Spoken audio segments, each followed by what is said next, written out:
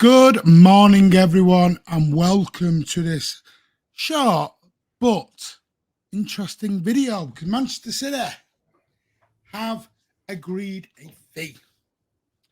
We talked about last night on our fan debate channel.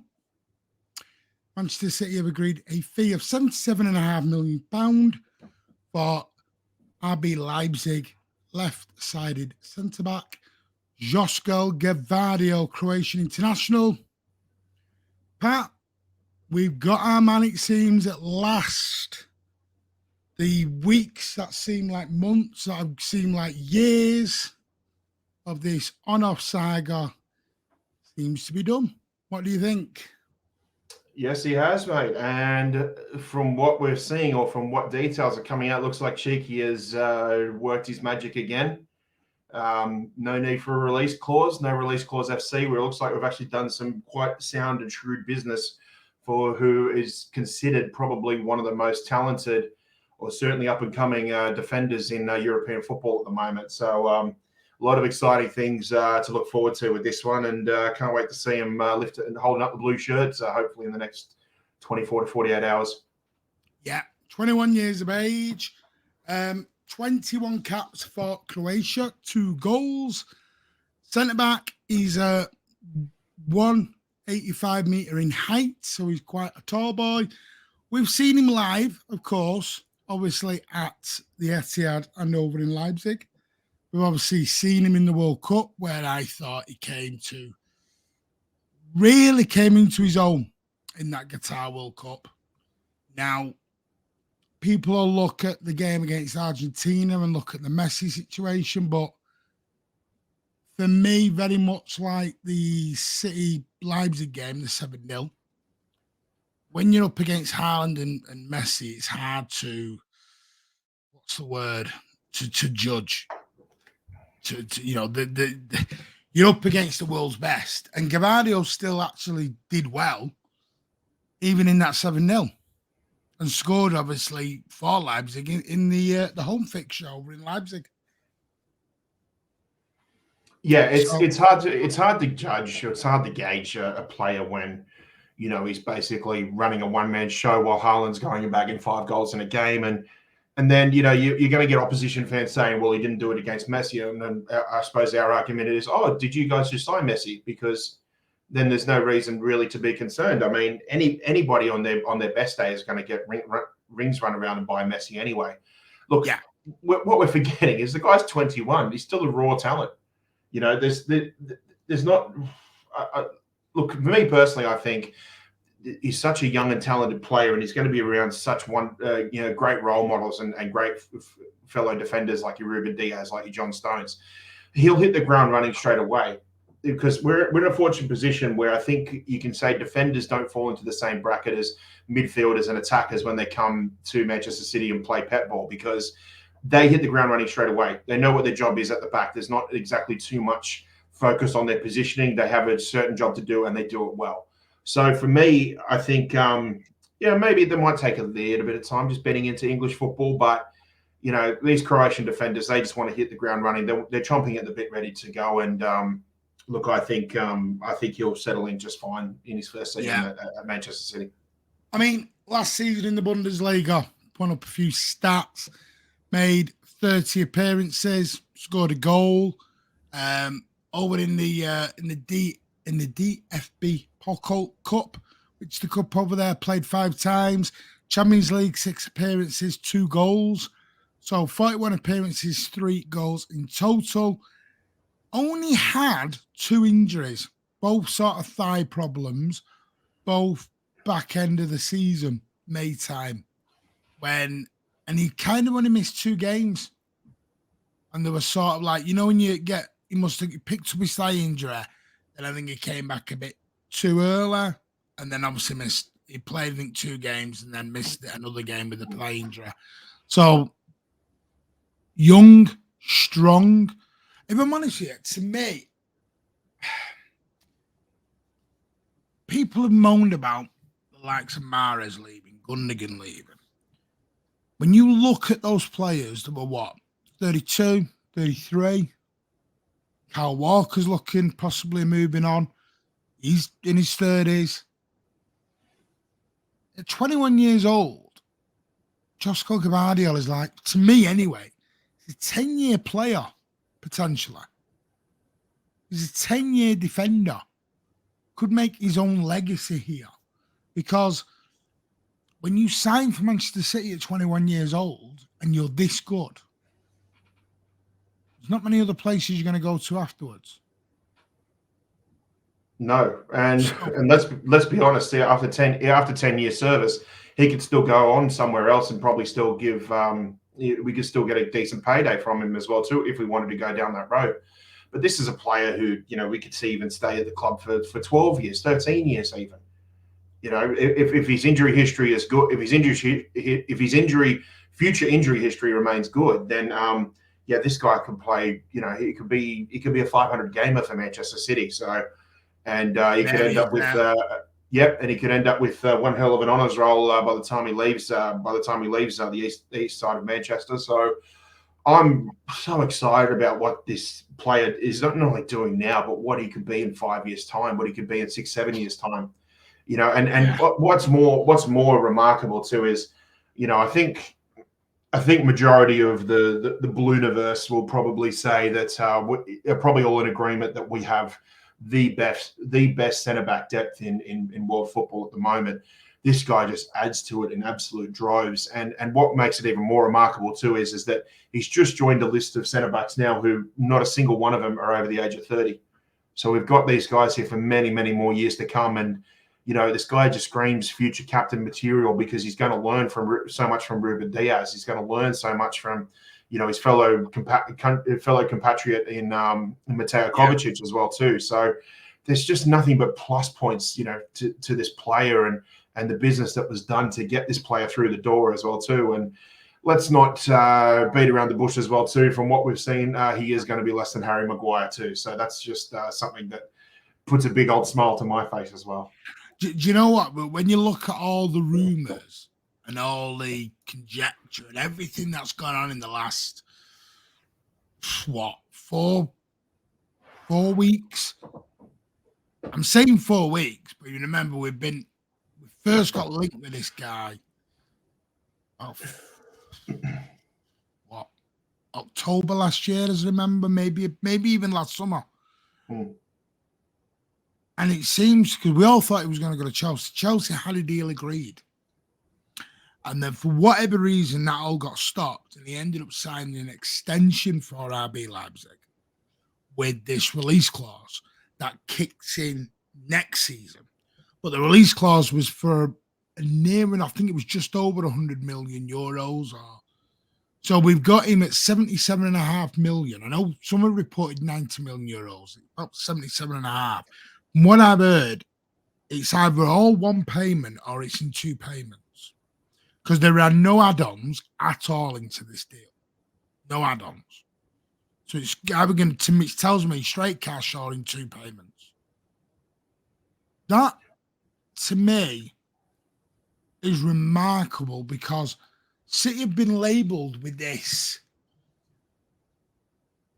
spending juggernaut that just throws money around like we don't care and we've got these 115 charges. And when you think at Cheeky and you think at Soriano and you think of Sheikh Mansour and Omar Barada, they really do think about what they're doing. They don't just throw money. And I always think people have a go at our owners, but if you look at Sheikh Mansour and Khaldoon Al-Mubarak, they're not stupid businessmen. They don't want this tag of, and I think was it Al-Mubarak said in an interview, was it a few years back, we haven't got the highest striker, we haven't got the highest paid midfielder, or like the biggest transfer fee. We haven't got the biggest transfer fee for a goalkeeper. We haven't got the highest transfer fee for a defender. So I think what's been going on the last few weeks is a bit of cat and mouse of City trying to say, no, you are not going to make us pay a world record fee for a centre-back or a defender. We'll pay what we want. I just think it's such good business. I think the only way we may have conceded that it would have been a world record fee if Gvardiol was already at another Premier League club. Possible. That's the only possibility I could see it. We just this so-called Bundesliga tax, it makes you wonder now, given the business that Cheeky and the rest have done, is it such an existent thing now? I'm really not too sure. This guy, he is one of the top prospects in world football. He's so versatile, which is everything that Pep wants. It's everything that the City's looking forward to, looking to get going forward.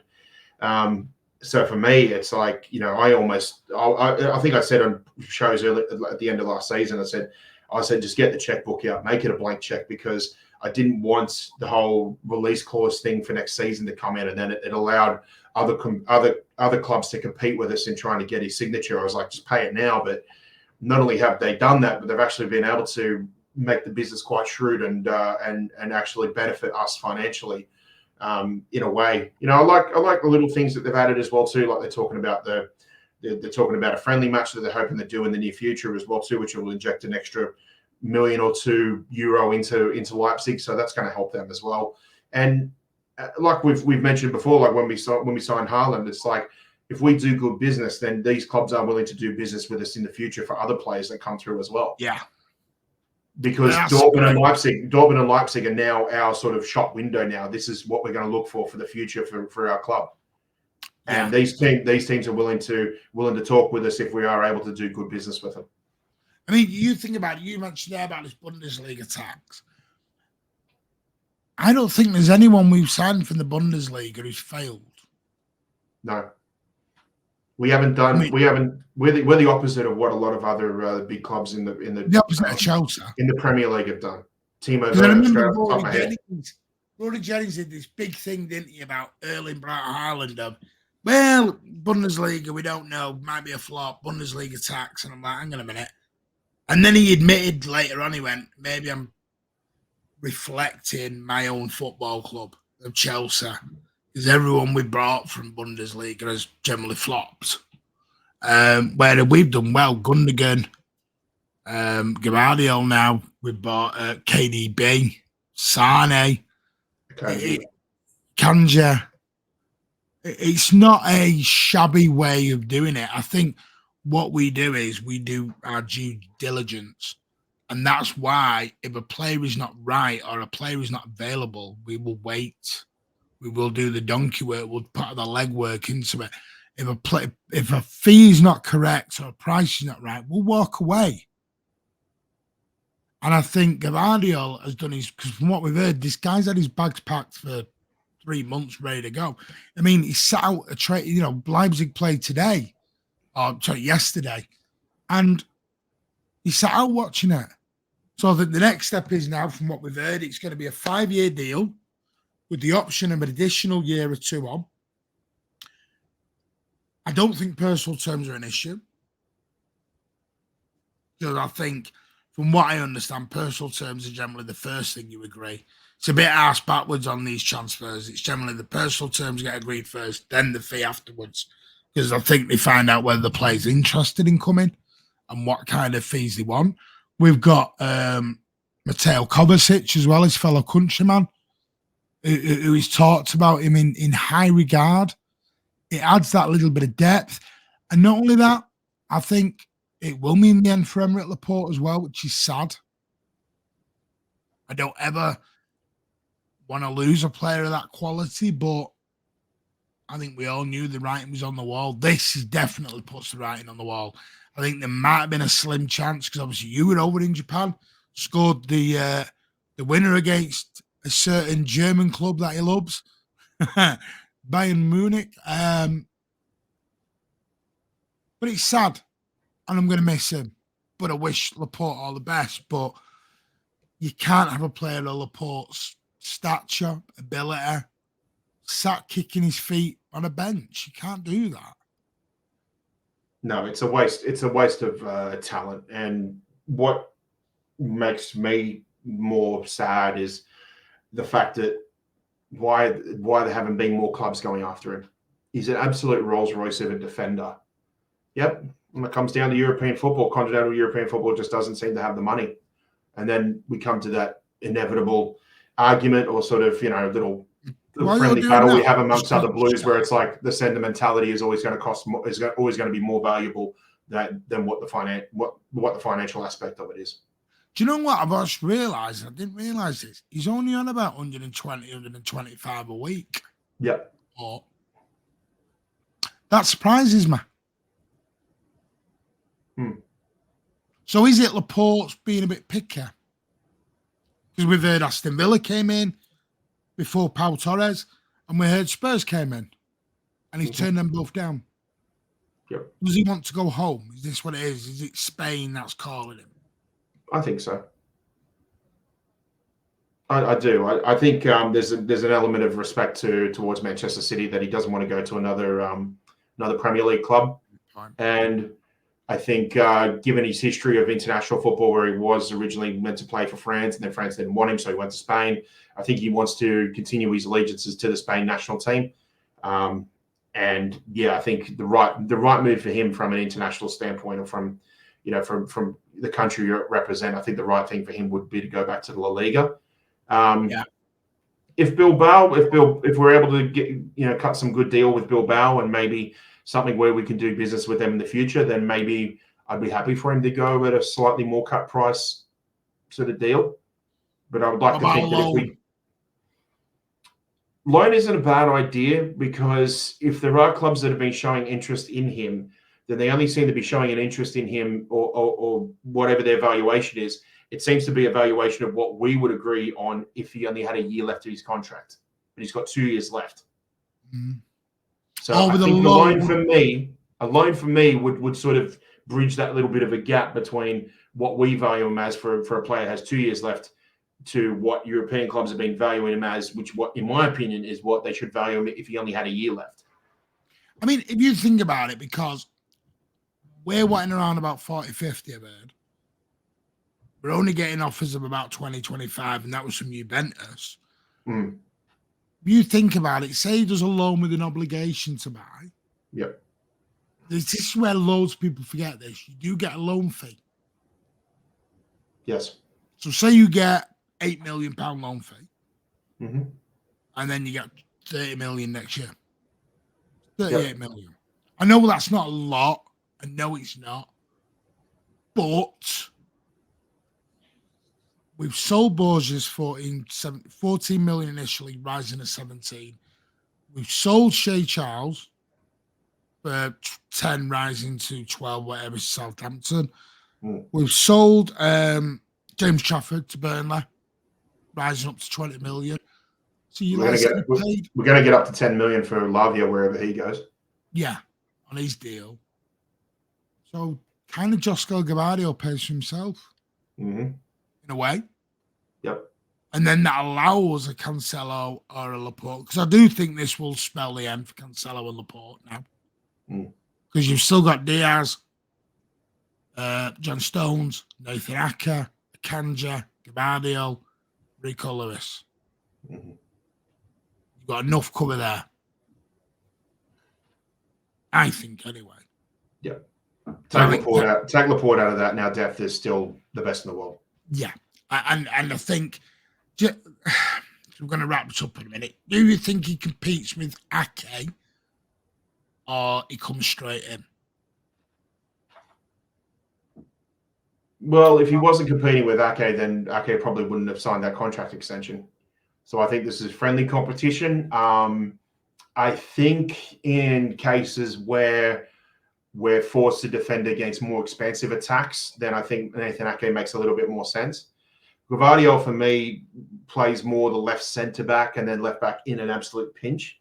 In a way, actually, I think given his quality as a ball player, you could almost see a left-sided version of John Stones coming into midfield.